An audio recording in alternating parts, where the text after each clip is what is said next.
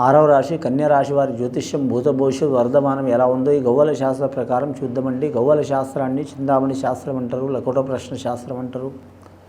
కన్యా రాశి వారి పేరు మీద జూన్ నెల 1వ తేదీ నుంచి 30వ తేదీ వరకు 9 గవ్వలు 3 సార్లు వేసి వాటిని లెక్కబెట్టి వారి జ్యోతిష్య బలం భూత భవిష్యత్ వర్ధమానం ఎలా ఉందో గ్రహబలం గృహబలం యోగబలం చూద్దామండి.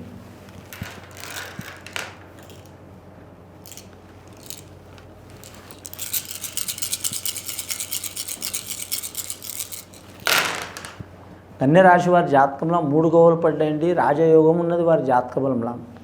రాజయోగం అంటే రాజు ఉన్నంత సుఖం ఎవరికి ఉండదు అనుకుంటారు కానీ అండి, రాజుకున్నంత ఇబ్బంది ఎవరికి ఉండదు. ఇప్పుడున్న నడుస్తున్న ఘడియలు వారి జాతక బలానికి చూడాలంటే మాత్రం ఊరు గొప్ప పేరు గొప్ప ఊరు దిబ్బ అన్నట్టు ఉంటుందండి వారి జాతక బలానికి.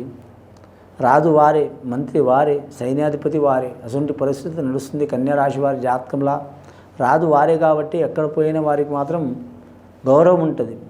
మంత్రి వారే కాబట్టి మాత్రం ఇంకా వారికి వారే సలహా ఇచ్చుకోవాల్సి వస్తుంది.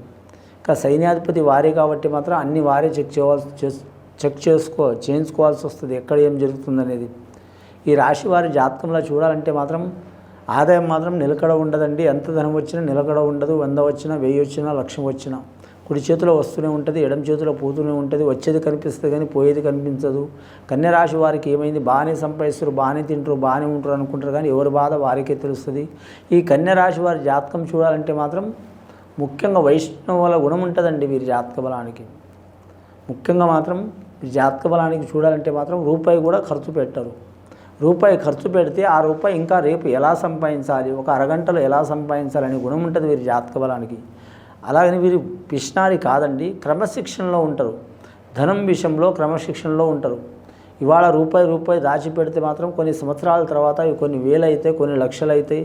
అది మన ప్రాణానికి ఇబ్బంది వచ్చినా, మనకు ఆపద వచ్చినా, రేపటికి ఇంటికి వచ్చినా, పిల్లలకు వచ్చినా, సంతానానికి వచ్చినా, మన కుటుంబానికి వచ్చినా సరే ఎవరికైనా ఇబ్బంది వచ్చినా వారికి ఇస్తే వారికి కాపాడినట్టు అవుతుంది.